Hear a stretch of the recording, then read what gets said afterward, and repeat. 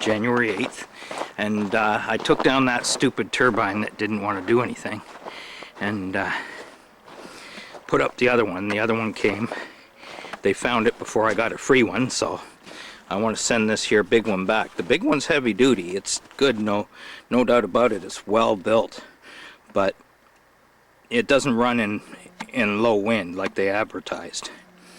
And here's how the pole goes in, for anybody looking to see how the pole goes in. It's simply two pieces of angle iron facing outwards, so the smooth side is into the pipe, and it's in concrete, and it sticks up probably about 4 to 6 inches, and you have a hole drilled through it and a hole drilled through the pipe, and you simply put a bolt in there. You can do 2 holes to lock it in if you want. This one does have 2 holes, but only one's been used, so if I wanted to add extra security, I can put that second bolt in to stop it from turning if the bracket up high. Here we go, way up, the bracket up high here that holds it again into the building with a U-bolt. If that was to let go, the other thing would hold it for a bit if there wasn't a strong wind. Otherwise it would warp. Anyhow, here we are. Yep. Yeah, just good use for a composter. Yeah, here, and here we are with the new one here. This one here I think is a little bit heavier, but maybe it's better well balanced. I know I like the way it goes on the pole better. It's split, so it properly fits the pole. The other one you had to jam the rubber piece in and cut it to size, and it was not very good in the design. This one here does have a cast tail, which makes it a little heavier. We'll see what happens. The blades on this one, there's 5 blades, so it's an unbalanced load, which should carry more momentum than 6 blades, which is equally balanced. At the tips of the blades on these ones, they are sloped a little bit, which you need to help get it going, hopefully. And it definitely is a wind turbine. Yeah. This one here, the wiring isn't nearly as heavy duty, but here's a light. Now this is hooked up to the charge controller right now, so everything's hooked up, and there's a light load like that. See?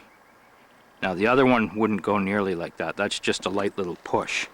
If I was to take it and spin it,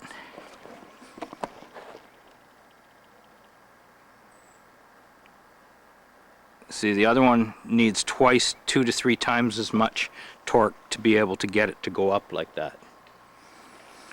I don't have my glove on, or I'd give it a good shot. I don't want to cut my finger on it because they are sharp. But hopefully this one here will be working better than the other one did. Anyhow, this is the cheaper one.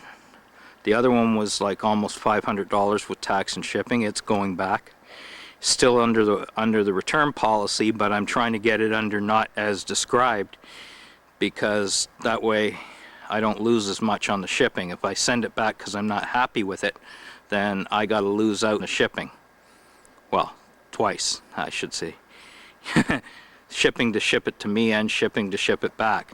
This way, if it's not as advertised, I pay to ship it back to them, and I lose that, and they got to refund me the initial shipping because it's not as advertised, and there is a warp to one of the blades, or 2 of the blades actually got a little bit of a warp. I don't like that nylon that they're using on the other blades.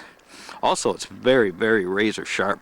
I got a cut on it just, you know, installing the hub on there. It just kind of brushed my finger, and I got a little bit of a cut from it. So I don't really like the nylons. These ones are better, I think. They probably would break in a